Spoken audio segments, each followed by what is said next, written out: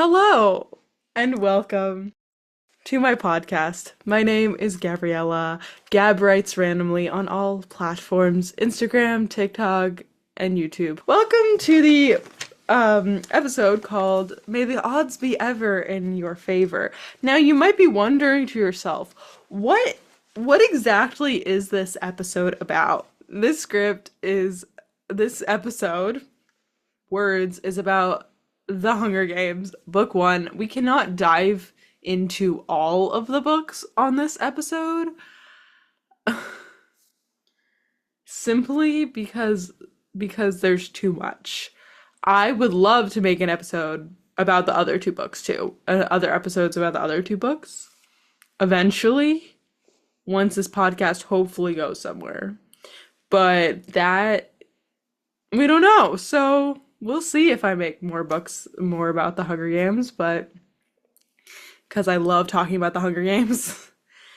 But we'll see. So for those who don't know the Hunger Games, this is your official spoiler warning because I will be spoiling a whole lot. And this is the basic context you need for the story, according to Wikipedia.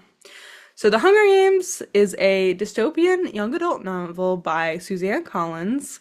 It is written in the perspective of 16-year-old Katniss Everdeen, who lives in the future post-apocalypse nation of Panem in North America. The capital, a highly advanced metropolis, exercises political control over the rest of the nation. The Hunger Games is the annual event in which one boy and one girl aged 12 to 18 from each 12 of the districts surrounding the capital are selected by lottery to compete in a television battle royale to the death. A television reality TV show-esque battle royale to the death. I think that's an important detail to add for the context. For those who, perchance, have never watched the movie or read the book. Insane if you haven't. I mean, you're probably a child if you haven't, honestly. Anywho, let's get into it. For those who don't know, if you haven't read the description of what exactly this podcast is about banned books, and in each episode I go over this week's book, I analyze it, we chat a little bit about some artwork, we talk to someone about their perspective on things, and we just have a all in all good time. But we start with an analysis. So welcome to the portion of the podcast where we analyze the themes of the Hunger Games and why exactly this book is banned. So to begin with, there are so many things in this book. There are so many things, so I'm sorry if I don't cover everything. I did my best, and I only have so much time. So there's violence, there's a critique of social structure and society as a whole. There's so much of that, so much. And there's anti-ethnics, and people claim it's ethnic/anti-family, which those are the worst claims. Like, it's one thing to be like, F you, I don't want to hear your perspective. It's another thing to be like, I don't want to hear critiques, like, it's one thing to be like, I don't want society to be critiqued, which is also inherently stupid. And, like, I don't want my kids to have to see violence, which is just stupid. But it's another thing to be like, this is anti-ethnic, actually, and this is anti-family. How dare you show other kinds of families? Like, that is honestly the worst part of all of this to me. It's all bad. The reason books are banned are never good, especially children's books like The Hunger Games. Those two just piss me off, but we'll get more into it. Let's just dive into it, shall we? Number 1, critique of social structure. First, we have separation.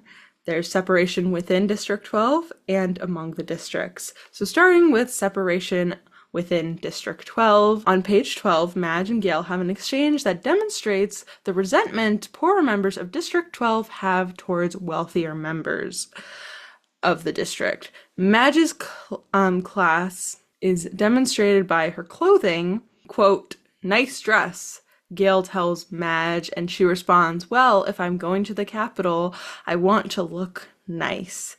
Katniss then describes the gold pin Madge wears and discusses how it's real gold and could feed a family for months. But since Madge doesn't clearly need to sell it because of how well off her family is, especially compared to both Katniss and Gale's families. So this is why Gale responds to Madge, "You won't be going to the capital," because, as Katniss explains, although it's not Madge's fault, that the quote, "the reaping is unfair, with the poor getting the worst of it, because children like Katniss and Gale, who need food and can't rely on their parents' job and income, can put their name into the reaping more times for quote, a meager supply of grain and oil for one person." So while Madge only has her name in 5 times, once per year, per each year, although still not good. No one should have their name at all in it. Katniss has hers in 20 times, and Gale has his in 42 times. So the odds are in the favor of those wealthy, even if they're not in the favor of anyone. Right? So I honestly really like this device, and I'm not done with this, but I really like this device because it's only the beginning of the critique of class in these books. The tesserae, what I'm describing here is the tesserae. It's just it's just such a great representation, like a tangible representation of how the poor are less off inherently because they have less resources, but also on top of that, they just are given worse odds physically and tangibly in these books that we see so real and prevalent in our capitalist society. And that blows my mind. So Katniss even lays it out in the open, telling the reader, quote, "The tesserae are just another tool to cause misery in our district, a way to plant hatred between the starving workers of the seam and those who can generally count on supper, ensuring we will never trust one another." So cool. Okay. Like bad, but so cool. Suzanne Collins is awesome and we love her. Not only is this highlighting the use of separation in oppression, but as I said earlier, it's the beginning of Suzanne Collins' commentary on the top 1%. Next, we have separation among the districts. Again, so this is a discussion about how Snow in this book, the president, in quotes, is using separation and division to misinform the districts and keep them tame, and prevent them from rebelling in this first book. So among the districts, pages 203 to 204, we see the lack of information that the districts know about each other in Katniss's and Rue's interaction when they tell one another about District 11 and 12 in the arena. First, Rue tells Katniss about how they are, quote, not allowed to eat the crops, when Katniss initially thought because they were the harvesting district and the farming district, they would have plenty to eat. But obviously that is not true, and Katniss is severely misinformed about District 11 in many more ways. Rue explains to Katniss that they are fed, quote, fed a bit extra during the harvest, literally just so their labor can be used more. Yeah, so they are fed during the harvest more, but only so they can work more and the capital can use their bodies as labor. Ugh, capitalism. but like heightened. Okay, anywho. At this point, Katniss observes how, quote, "We have so little communication outside our district. I wonder if the game makers are blocking our conversation because although it may seem harmless, they don't want other districts to know about each other." I love Suzanne Collins because she hits it right on the nose, but it still is so seamlessly written throughout. These themes are so clear. They're so clear, but they're not like cringy clear, which is fascinating to me of how well she does that. So Rue later also explains how a little boy was killed by the peacekeepers simply for taking these night vision glasses he wanted to play with. And Katniss is reminded that that could also happen to her in her district for hunting, but because the peacekeepers are somewhat more tame, except for later, we will find out, they're less inclined to enact physical violence on her and Gale, and also because they benefit from their hunting. So that's interesting. I didn't include this in my script, but I think it's interesting to point out of like that is Katniss's way of recognizing, oh, we're different. Oh, okay, this is where I have privilege, but then maybe not, which is really interesting. All of that is important, but it's also important to recognize how the districts are eventually united, how they counteract this oppression and this divisiveness that is inherently built into their society. So some examples are when Katniss honors Rue by covering her in flowers, and when District 11 sends her bread as like a thank you for honoring her, which District 11 sending her bread is chef's kiss because it's all of the people who are not well off. Like that's one of the worst off districts are banding together to send something as valuable as a loaf of bread to Katniss in the games. And as the games go on, things get more expensive, we know. So that is just such a FU statement, and I love that. It's so cool. And then later we see Thresh save Katniss from a career tribute. Thresh spares her life, and Katniss literally would not have survived the games if it weren't for Thresh saving her life in that moment.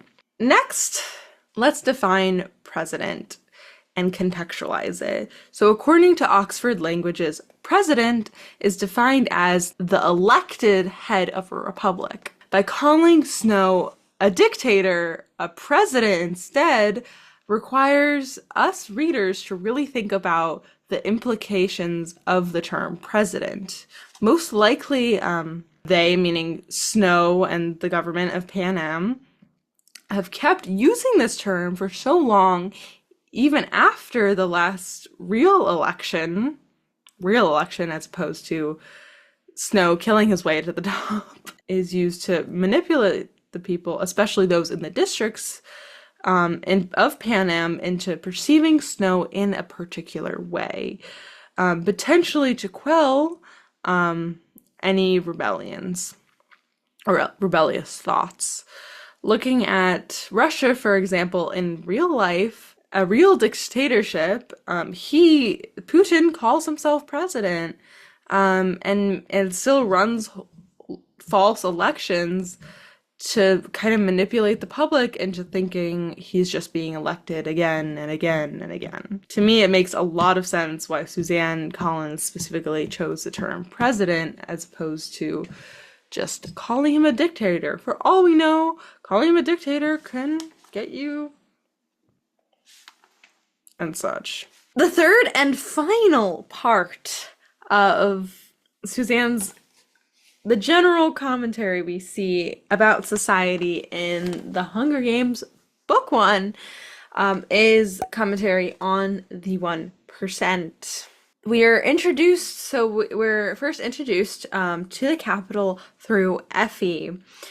Before we are even physically there, we get to see loads of what the Capitol is and represents through through Effie, the grotesque indulgence and harmful ignorance to what the districts experience, not only through the districts having to experience the games and the capital enjoying that, but also through both the differentiation of both the districts and the capital's everyday lives. So through, not just through Effie's bright and bubbly reaction and attitude towards the reaping and the games, to the capital's style that we see Effie wear, like her pink, like through her pink wig that is made, I love it that it's like made crooked after Haymitch's drunk fiasco on stage. I'm so sad they didn't include that in the movie. Like, come on, imagine. Like I guess it kind of ruins the tension, but also like, come on. And anywho, so it's not. So we see Effie representing the capital's attitude to things, right? She's bright and bubbly attitude towards the reaping. And she has this grotesque extra style. So it's not just these things, but it's also, but her ignorance and gluttony in a way shows through Effie's insulting comment on Peter and Katniss's manners on the train. Quote, "At least you two have manners. The pair last year ate everything with their hands like complete savages. It completely upset my digestion." Page 44. This is just the beginning of the sheer amount of luxury that Katniss and Peeta witness when they go to the capital compared to District 12. I also love, side note, also I love how Katniss is just basically like F you to Effie and proceeds to eat everything with her hands. And I think Effie's a really interesting representation of the capital, of like, although the capital has a lot of privilege and are well off, and that's inherently harmful of their reaction and the way they treat the games. I think Effie's character in particular is really intriguing because we end up seeing how ultimately her character is just, not just because it's harmful, is ignorant in the end. She doesn't fully understand, along with others around her. They don't really see how horrible the Hunger Games truly is until the Victor's Games, spoilers for Catching Fire,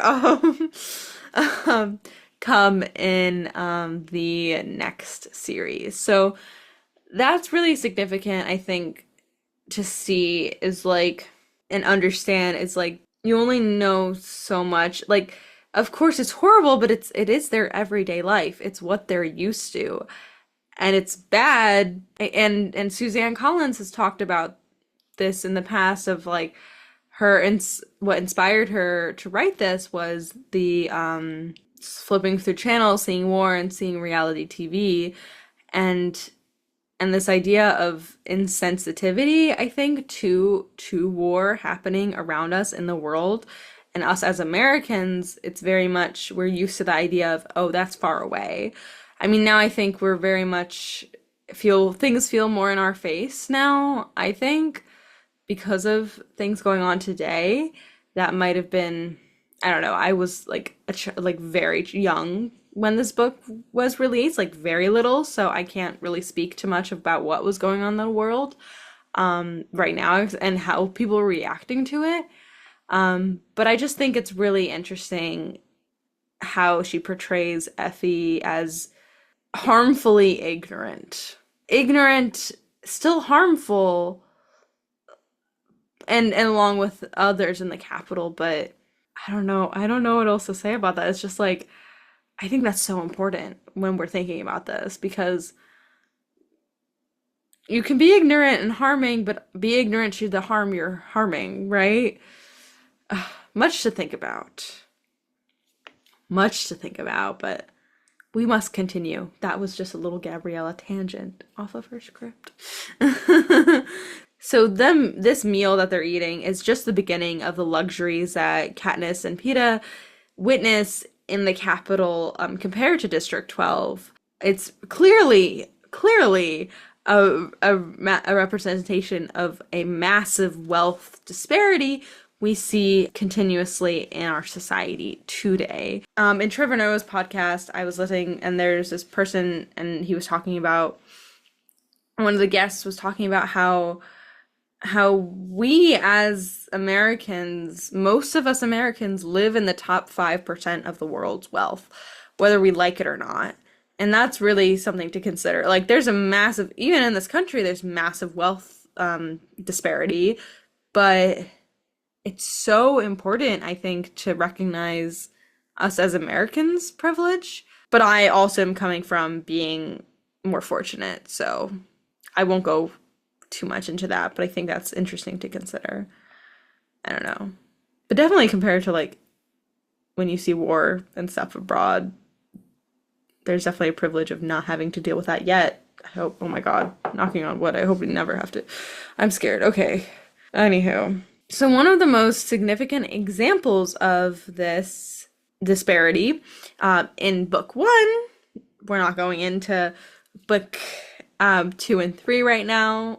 So another really significant example, once Katniss is in the Capitol during her private session with the game masters, or makers, masters, the game makers, is when she's having her private session and shooting arrows to impress them. So, quote, "The majority of them are fixated on a roast pig at their banquet table with my life on the line. They don't even have the decency to pay attention to me. I'm being upstaged by a pig." Yeah. That's this scene, that's all you need to know. Done and done. And we all know how she reacts to that. Icon, and valid, so valid. Okay, now we're actually moving on.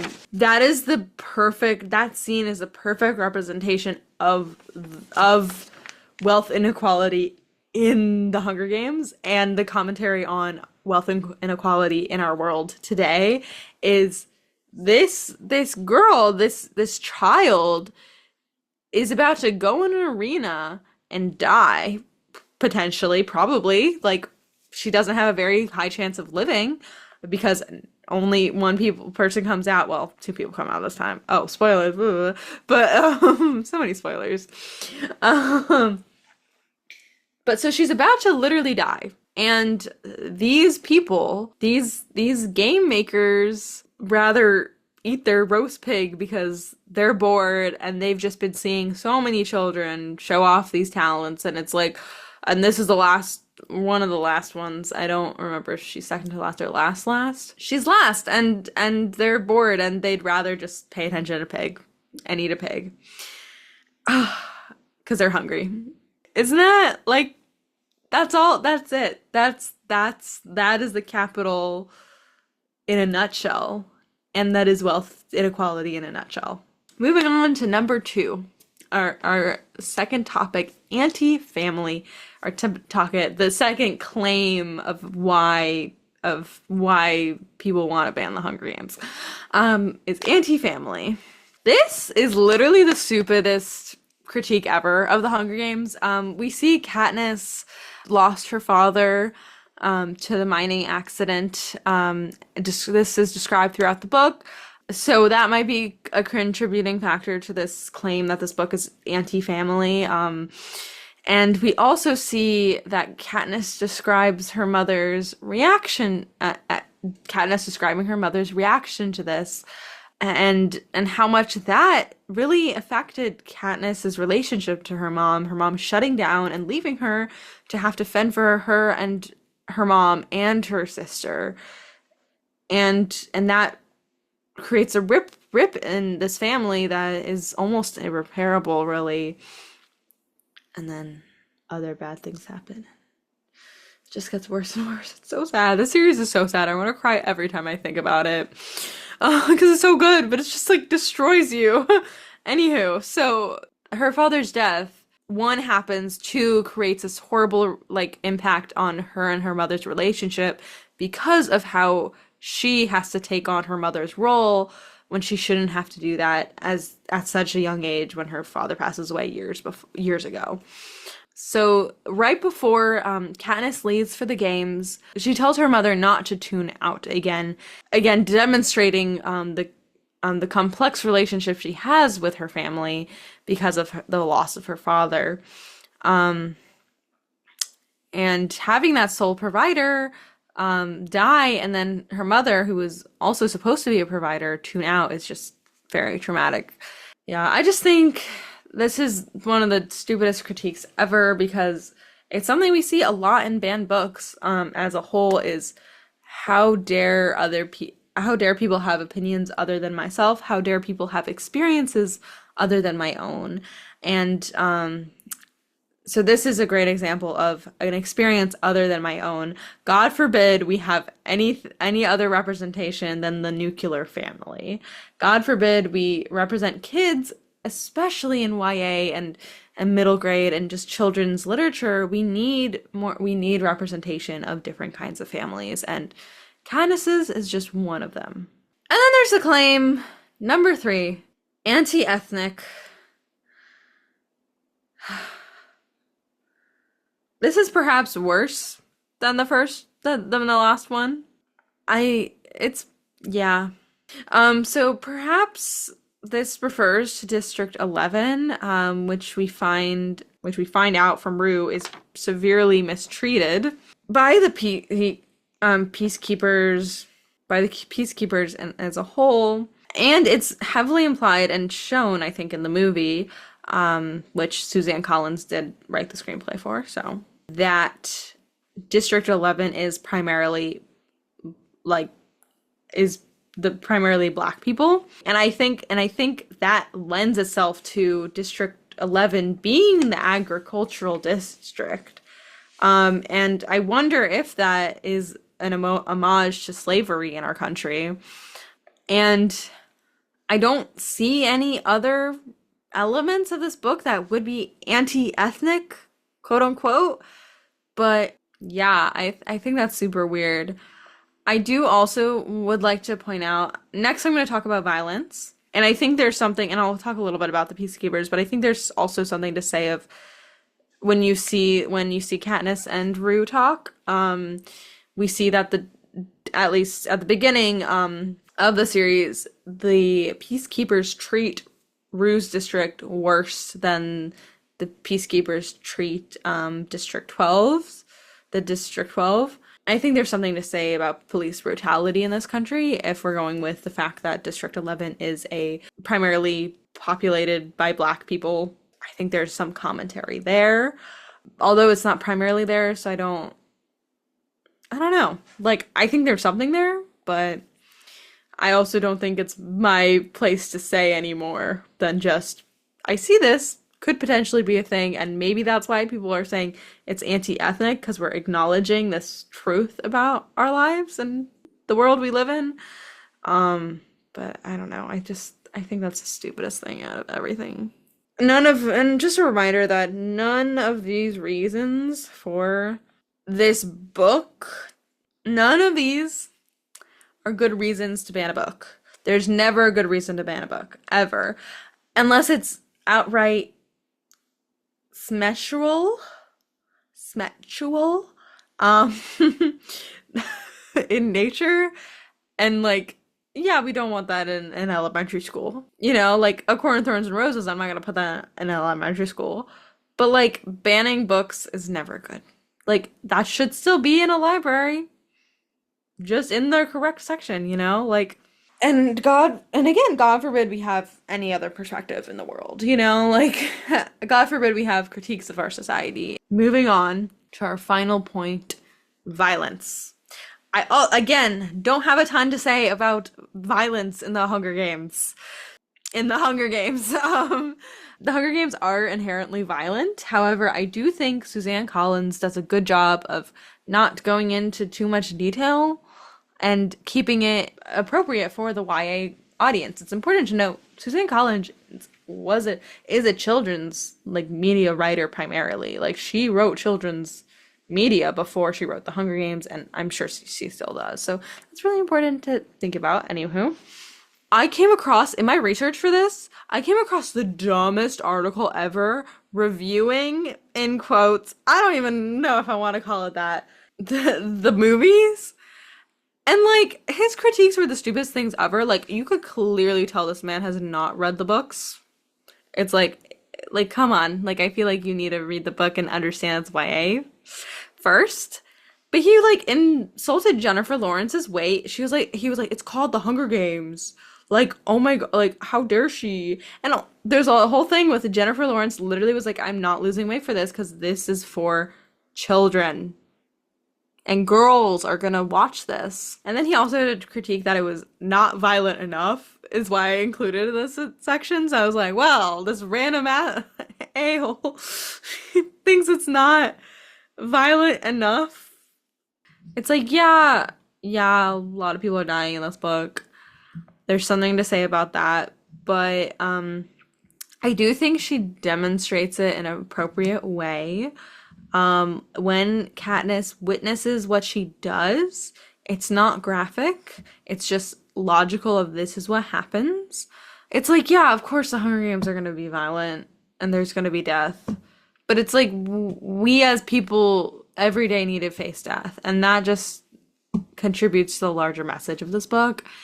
And it's really frustrating that we can't face this sort of thing of like, God forbid, you know? Yeah, I just think that also just contributes to like entirely like the commentary of society and the commentary on this is a bad government. This isn't good. Violence isn't being glorified or portrayed as good. The violence is violence and it's bad and there's a reason for it. And then there's also the peacekeepers who are inherently violent. And I think there is something to say of like this is a police state, right? And that contributes to like the commentary greater on like society as a whole and like and Snow being a dictator and all of that. And later we see more of the violence from the peacekeepers themselves. But that's definitely something that should be acknowledged in this. And that is really goes to the greater themes of everything, of the commentary and stuff. Welcome to part 2 of my podcast, where we talk about banned books. In this section of the episode, we will be discussing some sort of piece of art that hopefully has books in it somehow, some way, in some sort of thing. Today, we will be talking about a specific photo. I will put it somewhere here. There's not necessarily a name of it. I found it. I saw it in a museum I don't remember what the museum's called. I think it was like in Georgia. I could be wrong. It was about the museum was focused on like the experience of the Air Force and the history of the Air Force in World War II. And I just saw the photo. So the description for those who cannot see or are not watching the video for whatever reason is 3 men browse the library amongst the rebels, seemingly carrying on with their days despite the tragedy. On the left side, there are 2 men. On the right, there is one, and in between the seemingly unaffected bookshelves, there is a pile of rubble that was most likely once where the rubble that once made the ceiling and roof of the building. So before we actually talk about the art piece, I'd like to talk a little bit about the historical context to what led to the explosion and the photo being taken at all. The Blitz was a sustained bombing by Germany for 8 months from September 7th, 1940 to May 11th, 1941 on the city of London. So some say that the invasion of Poland in September 1939 only began the phony war of World War II, and that this bombing, the Blitz, along with the evacuation of Dunkirk in 1940, signified the quote-unquote real war, for the real war to begin and the phony war to be over. However, in my very not professional opinion, it was probably just honestly a wake-up call demonstrating the seriousness of what World War II truly was and how it would inevitably affect the citizens as well as the soldiers in Britain as a whole and in England as a whole. So just know that the Blitz itself was tragic. In one day, December 29th, 1940, Germans dropped over 100,000 bombs on the city of London, causing greater destruction than the 1666 Great Fire. And for one period, London was bombed for 57 consecutive nights, resulting in 43,000 civilians dying during the 8-month attack. That is the background of why in this photo you see destruction and ruin. The Blitz just happened. It was bombed. What library is this in this photo? So the library is the one in the Holland house built in 1805 for Sir Walter Cobb or Cope. It was one of the first quote unquote great houses of Kensington. It was largely destroyed. Only the east wing and some ruins on the ground floor still remain after the Blitz. So just weeks before, King George VI and Queen Elizabeth attended the last great ball there. So apparently the wealthy family that actually lived there at the time did escape to their country home and left some staff, a lot of their remaining staff behind. That kind of feels icky of just leaving your staff behind when they knew World War II was starting. They just were like, let's escape to our country home. I mean, like, yeah, but also like, you left your staff behind, my guys.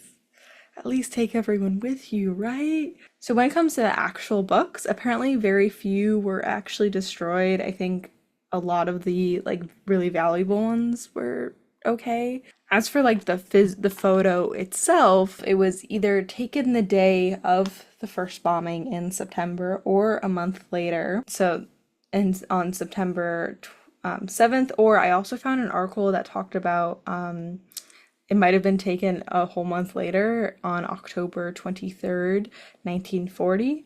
And I found like a couple of articles talking about its use as a propagandist piece, but also it being a staged propaganda piece. So, you could take a lot of photos of this destruction and only like select a certain amount and post those to the public and give those to the public.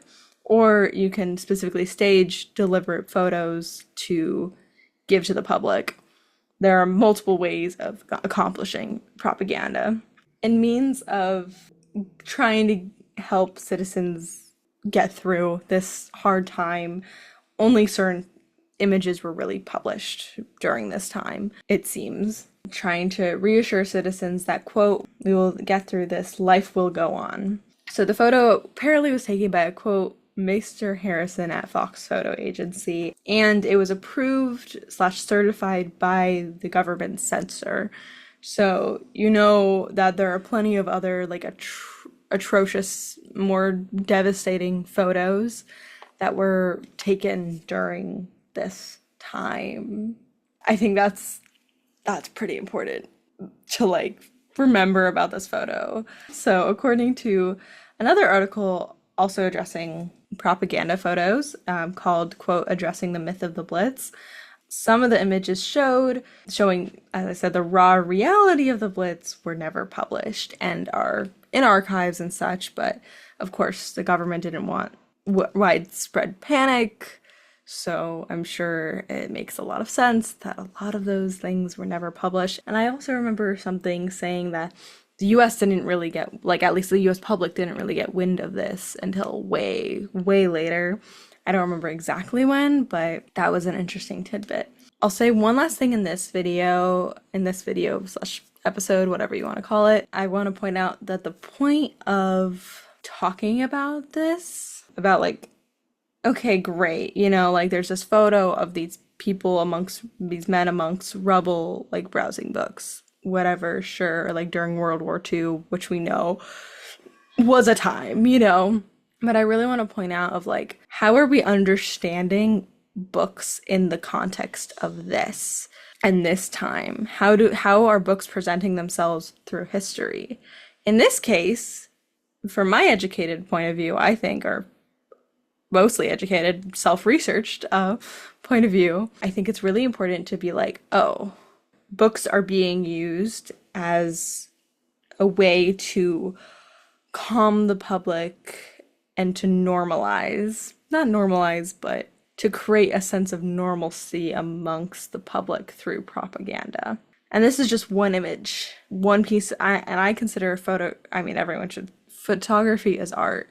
Obviously, if this, well, I don't know if it's like confirmed or denied, like for sure, if this photo was staged, but if it was clearly deliberate. And even if it wasn't, it was still deliberately chosen to give to the public and present to the public this atrocity in a certain way that is more palatable than other photos that might have been taken at that time. So it's just really important to me to think about and consider, how do books come up in visual art throughout time, and how can we interpret that? Because books are art themselves, and they impact us in various ways throughout history. I hope you enjoyed this section of the podcast, and I hope you'll stay tuned for the interview we have coming with Elizabeth. Welcome to this portion of the podcast where I talk to someone about whatever book that I will be reading and discussing this week. As you guys already know, we're talking about the Hunger Games. The name of the episode is May the Odds Be Ever in Your Favor, because we love quoting significant quotes from the text to draw people's attention. I have my guest here. Would you be so kind to introduce yourself? Yeah, I'm Elizabeth Moats. I'm a second year MFA student at Northern Arizona University studying creative writing, and I write fiction and nonfiction. Awesome. Thank you so much. First and foremost, what does the Hunger Games mean to you? So I first read this book like in the seventh grade. And truth be told, I read Divergent first. So I was a Divergent girly all the way. And it was like, oh, Hunger Games, whatever. But now I've grown to have like much more of an appreciation for it. Um, I think on a personal level, I feel like it's a book about hope. It's about surviving. And I don't know, I'm always drawn to stories where a character is just put in like horrific circumstances. And I like watching them figure their way out and still come out able to, I don't know, able to manage, I mean, of Katniss in particular, she manages to find some kind of peace in the ending, which is kind of incredible. Yeah, I just got really excited that you were a Divergent girly at first too. I don't think I knew that about you, so I'm like, Oh yes, yeah. one of us. But also like I'm the same way about Hunger Games right now. I'm just like really excited about it because there's so much now that I've actually studied things, I'm like, and know Yeah. how text works. I'm like, the Hunger Games, there's so much to it.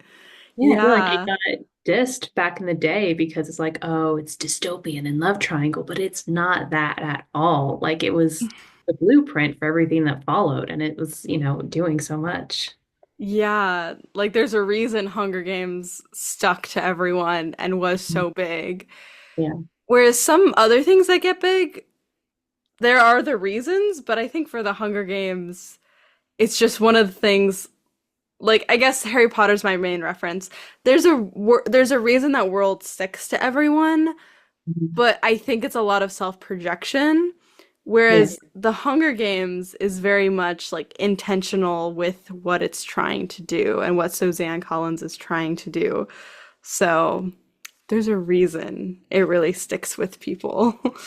Getting more into the theme kind of elements, what are the most important themes or just aspects of the book? You kind of went into it a little bit already. That like what that are closest to your heart. Like what stands out to you, and why do you think this is a story that needs to be told? I think the series is at its core all about power, how fascists come to power, how they stay in power. Um, yeah, I think it's a warning about here are the tools that these people are using, and here's what you can do to, be aware of it, combat it, maybe. What was the last part of your question? Oh, just why does this story need to be told? Oh, Mhm. yeah, that's what I was trying to get at. It's okay. Um, yeah, no, I think it's important to recognize, it's a story about how people stay in control, how they pit the districts against each other and have the Hunger Games and starving the districts to, get people into the arena, to get people to volunteer to go into the arena, or, I forget what the system is called in the book where they can put their name in more times, get more food. Yeah, Um, it's the Tesserae. I go into that a lot on the first portion of this podcast, probably, according to my notes as of now. So yeah, I think I definitely agree that portion is like of everything is just such like when you look at the Tesserae and you look at the Capitol, there's mhm, such a clear like commentary on just American society and the top 1% versus the poor. But if you look at just specifically the Tesserae and how it is contributing in the districts, there's this one interaction, and I want to get your opinion on this one. That's why I'm bringing it up. Like Gail basically to oh my God, what's the name of the mayor's daughter? He has a lot of resentment towards her because he needs to put his name in for the Tesserae, whereas she didn't have to at all. So her name is only in there 5 times, and that is like one of my first points of separation. And we see separation in the districts and separation in like throughout all of the districts and the non-knowing what happens in the other districts. So I'd love to hear your thoughts on that. yeah, I had forgotten about that with the mayor's daughter. I was thinking about, you know, um, the difference in the districts because there's the career districts where they train to go into the Hunger Games and it's like an honor and people are volunteering left and right just to do it. Hmm. And those are wealthier districts. So like, yeah, you can see how the capitals or President Snow is trying to pit everyone against each other. Yeah, and then there's that scene in Catching Fire, I think, where they're at the Capitol and one of the Capitol people is like, "Oh, this is something you drink that helps you that throw up, so that way you Hmm. can eat more and enjoy." And I mean, this contrast from, having to risk going into the Hunger Games just so you can feed yourself and your family, like it's absurd. Yeah, definitely. That part I don't really talk about in this episode because it's in the later books, but Yeah. that is like the first thing that I always think of whenever I think of like the wealth disparagement between the capital and the districts, specifically District 12 and 11 is who we know most about when Mhm. it comes to poverty, I think. I guess moving on. Uh, why do you think this book is banned? I mean, a big part You of it, kind of went into that already, but yeah. that's okay. But I think its popularity is a big thing. It's to make an example, I guess. I'm kind of curious, like on a technical level, why it is banned because there's not any sex in it. So I'm curious what the justification is. So I think I'm gonna switch these two. Who slash what community do you think needs to read this book? Who would benefit from reading The Hunger Games? I mean, I think it's a good book for anybody. I would recommend it for, I read it in middle school, so that's what I would go with just as a starting point for starting to understand, you know, systems of power and how to combat them. I think it's a good entry Mhm. point for thinking about those kinds of things. Yeah, I 100% agree with that. I think it's really important to have like for kids to learn about this book and see like, oh, sometimes our authority figures aren't right all the time. But I Absolutely. also I something I that constantly comes up in books that are banned is like against authority figures, like going against authority figures in children's books. That's in Nope. Percy Jackson. That's also in this. So it's like it's frustrating because it's like kids need to learn about this and they need to critically think for themselves. But the people who are banning books, the reason they're banning books a lot of the time is because they don't want kids to think for themselves and they No. want them to think the way that they are teaching them. Yeah, exactly. So I agree, but it's so frustrating. But Well, that's the point. it all comes down to the death of critical thinking, basically. Yeah, yeah, yep. It's so annoying. Yeah. Okay. I guess our last like question would be, what is a line that's always stuck to you in this book, or it can be a scene or a character, just something about this book that you're like, this is this is a part of me. I don't know. I think the very first thing that comes to mind is the last scene in the arena when Katniss and Peeta are about to take the berries together to kill themselves, so that way they don't have to kill each other. I think it's a powerful scene of unity, and it goes back to what Peeta says in the beginning of the book about he doesn't want to be part of the game. He doesn't want to develop that mindset. And Mhm. finally, like Katniss gets what he's talking about. Yeah, of like not choosing to be what they want you to be, like, and choose to keep yourself, which that scene and just Peta's character in general of who he is by Mockingjay is just so devastating I was thinking because about that too. everything he didn't want to happen to him. It happened. It I happened know. to such an extreme. Oh, yeah. Which goes to show how much, like, it's not just commentary on our society, which it is, but it's such an anti-war, like, text. It's, Yeah. which is also commentary on the US government and their decisions to basically be involved with anyone, um, like, any war they can find themselves in the world. So that's another discussion, but it's definitely related to her writing.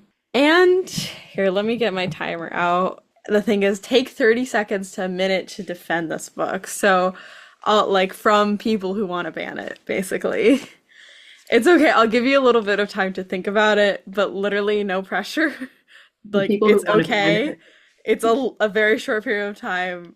You're the first person, doing this. I'll set it for a minute. Let me know when you're ready. Again, low stakes. It's just for fun. Okay, I think I'm ready. Okay, go. So first, these are all reasons why the people banning it are banning it, so they don't care what I have to say. But you should read this book because you should understand how tools of power are being leveraged against you. Um, you can find a relatable hero in Katniss who is just trying to survive in these circumstances. She's not a chosen one. There's nothing really special about her other than she loves her sister and she is trying to survive. So it's a story about trying to survive. And it's also a warning against staying silent and the mindset of thinking, well, at least this isn't happening to me, because I think the Hunger Games themselves take advantage of the fact that there's only one tribute from each or two tributes from each district. Um, so I feel like you could get into some comfort in feeling, well, at least I'm not in the Hunger Games. And that's your timer. Ducks. Quack. Okay, that was pretty good. I feel like you got a lot of things where I'm like, yeah, that was good job. I don't Yeah, know. yeah, yeah. I hope there was something good in there. I think so. Yay! We Yay. did it. Okay, well, thank you, Elizabeth, for joining us. Yeah, thank you for While I having have you me. here, is there anything that you would like to plug? Not that a lot of people are listening at this point, but hopefully in the future, so many people will be listening and they'll be like, I want to know what's happening with Elizabeth's life. You can follow my writing adventures on Instagram at emotes.writes. And yeah, that's where you can find me.